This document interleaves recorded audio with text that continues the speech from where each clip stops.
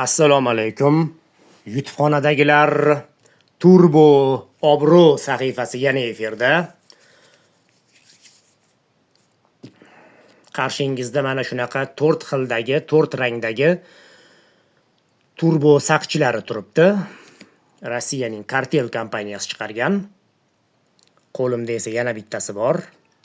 Mana shunaqa seriya, bu ralli seriyasidan keyingi chiqqan seriya hisoblanadi. Hozir shuni birgalikda ochamiz.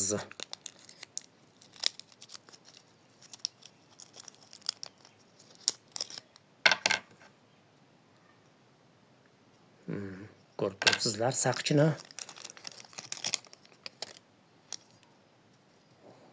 Qoyil, juda chiroyli avtomobil chiqdi. Turbo Le Mans seriyasi hisoblanadi bu. Jaguar D-Tip modeli. E'tiboringiz uchun rahmat.